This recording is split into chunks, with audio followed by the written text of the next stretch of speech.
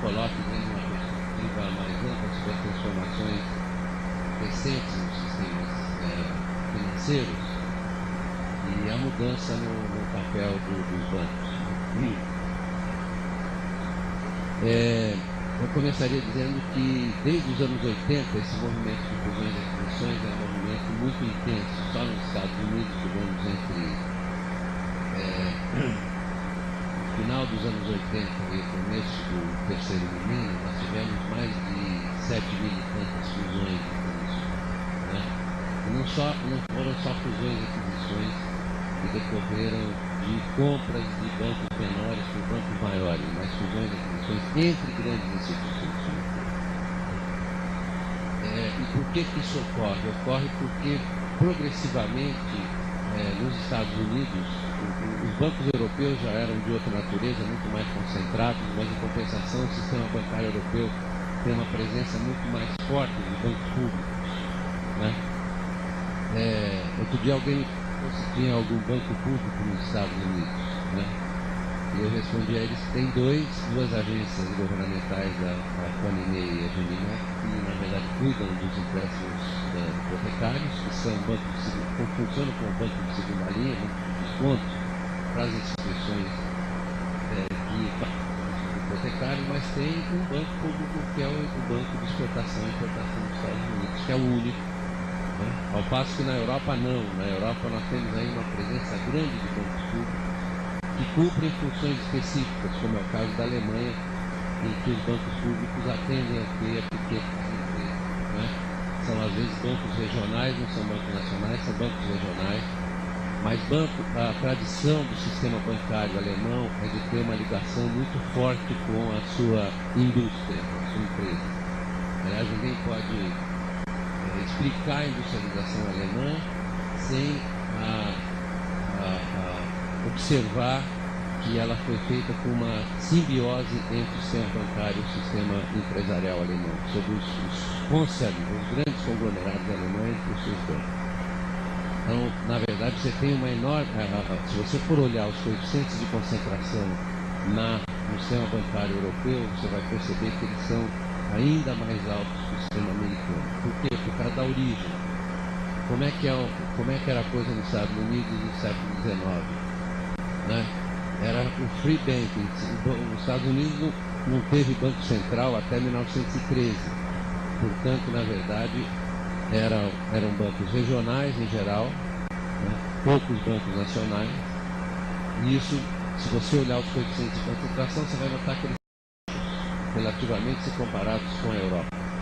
Mas isso está mudando a partir, sobretudo, dos anos 80, quando se iniciou um brutal processo de fusões e concentração, não só no sistema bancário, mas também no sistema empresarial em geral. Nós tivemos duas ondas fortes de fusões e aquisições de concentração empresarial, inclusive no setor financeiro. Os dos anos 80 e os dos anos 90 até agora. E provavelmente nós teremos outra depois dessa crise. Depois dessa crise nós já estamos tendo um movimento, né, de, por exemplo, a compra do Bear Stearns que é um banco de investimento, pelo JP Morgan, né, e que foi financiada fundamentalmente pelo Banco Central americano, provavelmente não vai parar aí, porque nós temos outros bancos como Lehman Brothers, como o próprio Morgan Stanley, são bancos de investimento que estão com dificuldade, né? Assim como alguns bancos importantes comerciais. O que acontece é que ele vem junto com a eliminação de um modelo, no caso dos Estados Unidos, de um modelo que era a segmentação do sistema financeiro. Essa segmentação do sistema financeiro foi imposta nos anos 30 pelo Roosevelt, né, e pelo Congresso americano, né, sobretudo com o Glass-Steagall Act, que separou os bancos comerciais de investimento das instituições voltadas para o empréstimo hipotecário, das corretoras, etc. É o chamado processo de segmentação. E esse processo de segmentação, durante muitos anos nos Estados Unidos, ele foi acompanhado de uma sustentação dos bancos regionais, né? Você tinha os chamados Money Center Banks, que eram os bancos grandes, como o Citibank, como o National Bank, não existe mais, como o Bank of America, né? Mas uma multiplicidade de bancos regionais. Eu quero lembrar que a concentração se deu nos anos 30, fusões e aquisições, se deu com a falência de 5 mil, em 33 faliram nos Estados Unidos 5 mil bancos, 5 mil instituições financeiras. E para soltar essa questão, o Roosevelt teve que criar a Reconstruction Finance Corporation, uma corporação de reconstrução financeira para limpar os créditos podres, né? Tirar de dentro das carteiras dos bancos, limpar os créditos podres e tocar o barco. A partir dos anos 80, o que aconteceu é que progressivamente você foi se abolindo a separação entre bancos comerciais e outras instituições financeiras, o que deu no que deu. Deu nessa crise que está aí. Essa crise que está aí, americana, né, é fruto da desregulamentação financeira e do rompimento das barreiras. Por quê? Porque os bancos comerciais, como disseram, na verdade, são bancos de depósito, portanto, eles são emissores de dinheiro, eles emitem dinheiro. Vocês trabalham em bancos comerciais, vocês emitem moeda. Certo? Então, eles têm uma responsabilidade pública. Então, qual é a questão? Por que houve a separação nos anos 30? Para impedir que os bancos se envolvessem em operações nos mercados de capitais e operações no mercado imobiliário. Foi exatamente o contrário do que foi feito nos últimos anos. Então, o que acontece é que, na medida em que os bancos comerciais se envolvem na formação de posições em mercados especulativos, em mercados de ativos, né, você corre o risco de prejudicar o sistema bancário, de atingir o sistema bancário como emissor de moeda e, portanto, como formador da rede de pagamentos que a economia tem. Hoje em dia não preciso dizer que pouca gente entra com dinheiro no bolso, você faz uma movimentação através da sua conta bancária. Né? Então você criou uma rede de pagamentos que é formada pelos bancos, então ela tem uma função pública e não pode ser administrada exclusivamente por critérios privados.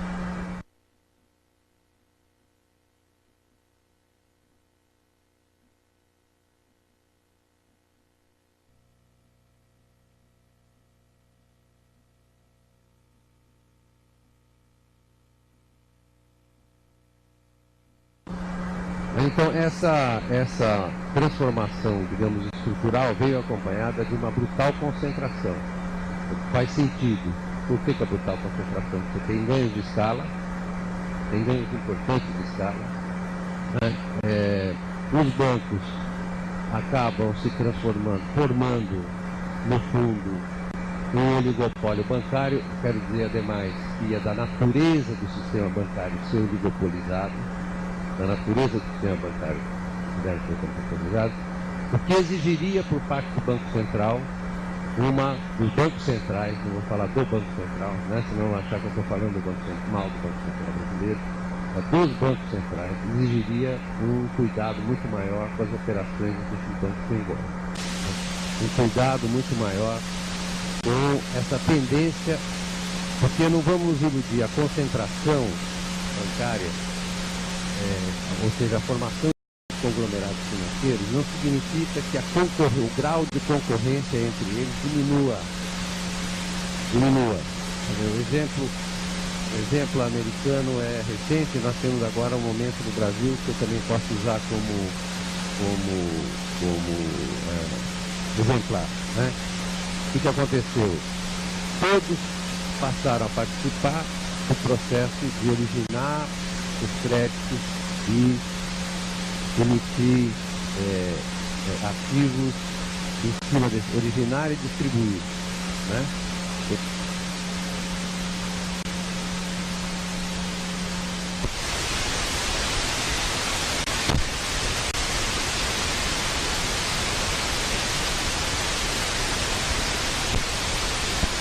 E ficava cada vez mais claro que era muito difícil escapar desse constrangimento, né?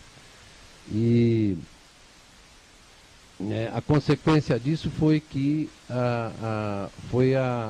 o contorno de todas as regras prudenciais, ou da maioria das regras prudenciais, que foram impostas pelo regime da Basileia, né?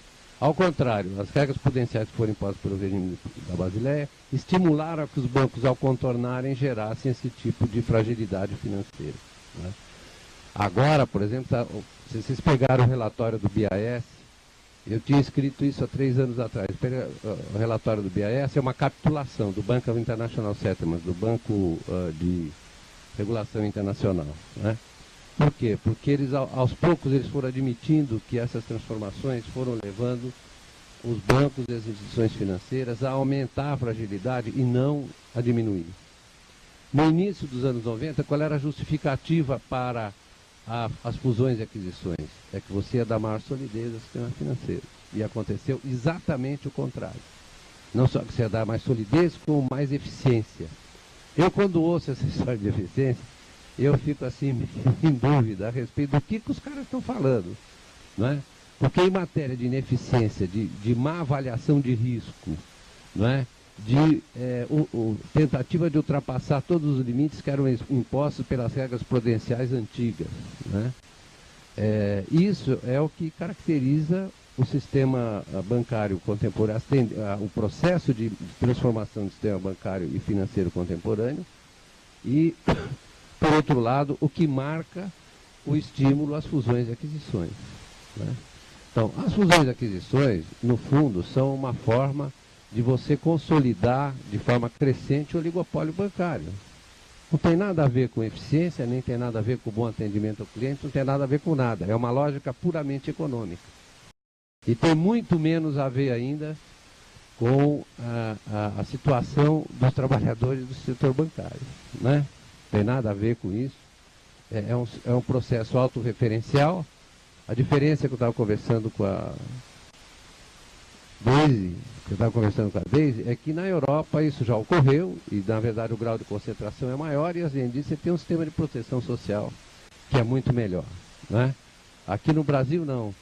Tudo foi feito, sobretudo no período anterior, por conta de uma suposta melhoria dos serviços, melhoria da concorrência, melhoria da eficiência, e não foi nada disso que nós observamos, né? Queria chamar a atenção para o outro ponto, que são as responsabilidades dos bancos centrais na fiscalização e na supervisão dos bancos centrais e dos outros organismos que são encarregados disso, né? Ultimamente, o que aconteceu? Agora é uma gritaria total. Os bancos centrais não tomaram conta de nada. Foi uma farra, eles se omitiram, né? Se vocês pegarem o relatório do BIS ou qualquer texto escrito por alguém no mercado financeiro nos Estados Unidos ou na Europa, sobretudo esse articulista, que é muito bom, ele é conservador, mas ele é muito bom, chamado Martin Wolf, que escreve frequentemente no Valor, às vezes, né? É um alarme. Pô, os bancos centrais não tomaram conta. Mas disso a gente sabia desde o começo dos 90, que eles não estavam tomando conta de nada. Eles se limitam a fazer o quê?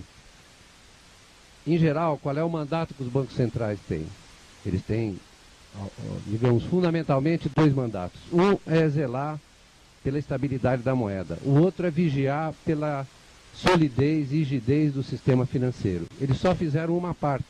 Aliás, enquanto eles fizeram uma parte de cuidar da estabilidade da moeda, eles descuraram da outra. Então foi exatamente o fato de eles terem descuraram da outra que deu origem a esse processo de avanço em direção à crise, né?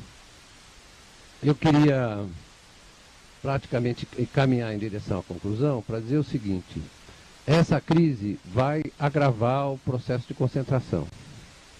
Vai agravar o processo de concentração, certamente, né? Isso é inevitável. Eu já falei do caso das intervenções do Banco Central americano e também do Banco Central europeu. Vocês sabem que o Banco da Inglaterra, a gente, aliás, pode separar os anglo-saxões dos continentais. O Banco da Inglaterra, né, acabou de estatizar o Northern Rock, que era um banco também ligado a empréstimos hipotecários, e vai certamente fazer com que o outro banco privado grande compre o Northern Rock, porque esse é o compromisso que ele assumiu. Então nós vamos assistir, à medida que essa crise se desenvolva, um processo crescente de concentração que certamente vai atingir também os bancos brasileiros, os bancos que estão no Brasil, né?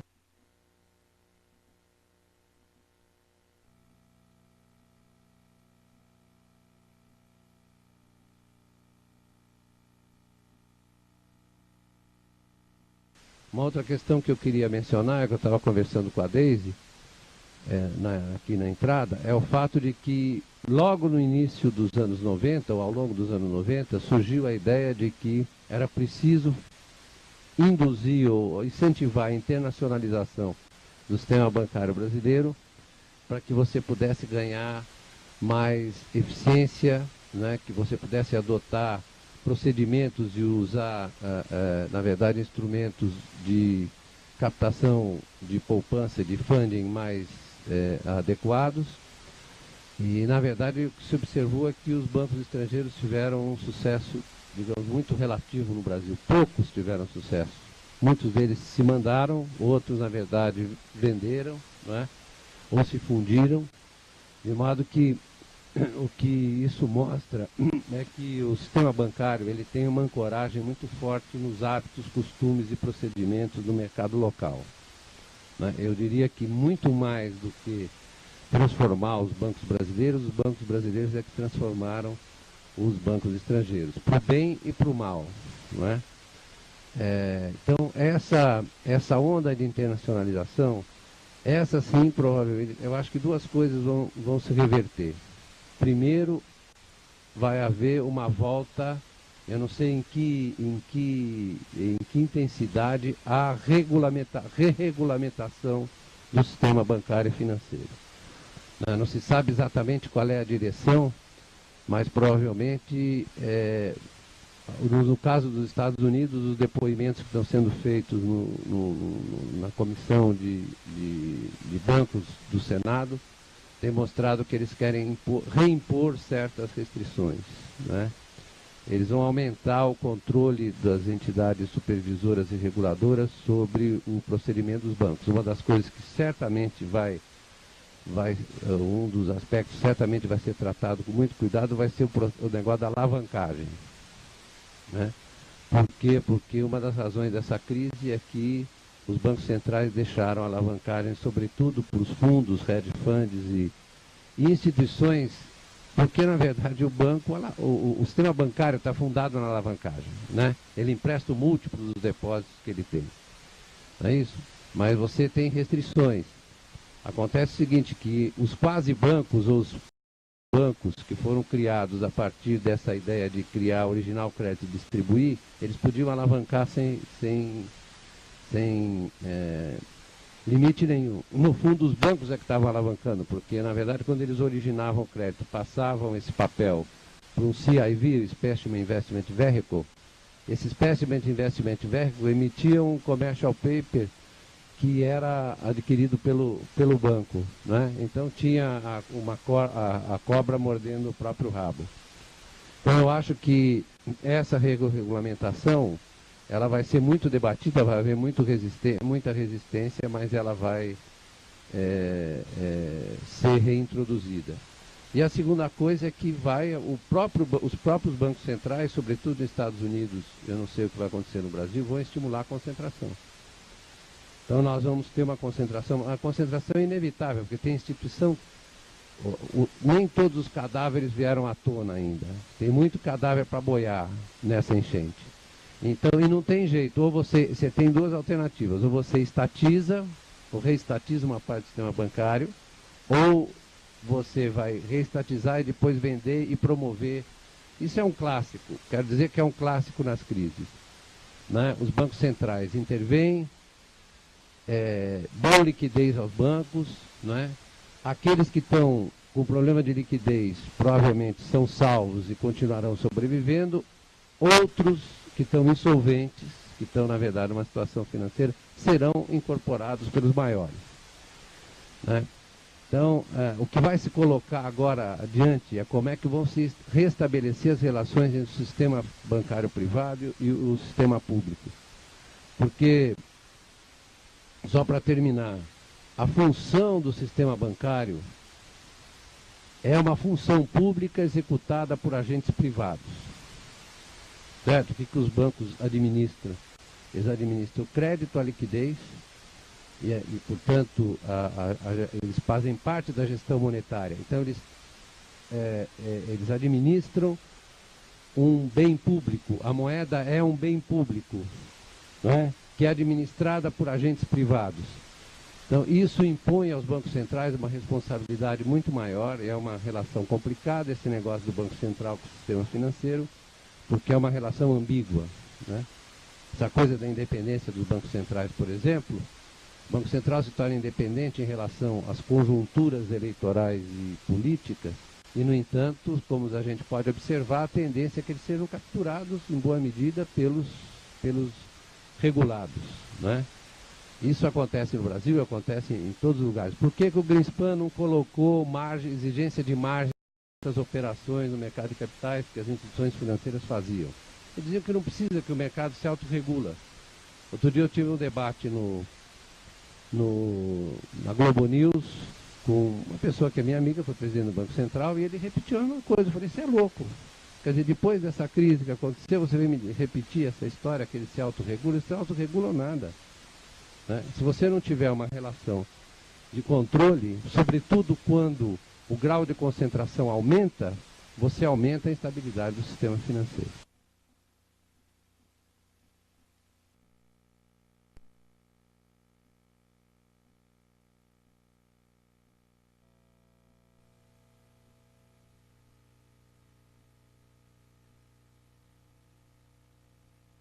Eu tenho me dedicado a outras tarefas, né? Tarefas que não são fáceis, tenho enfrentado um debate duro, mas temos discutido, tenho mantido uma preocupação sobre a questão da nossa base, né? Nossa base política e sindical, que são os bancários. Então, constantemente eu estou discutindo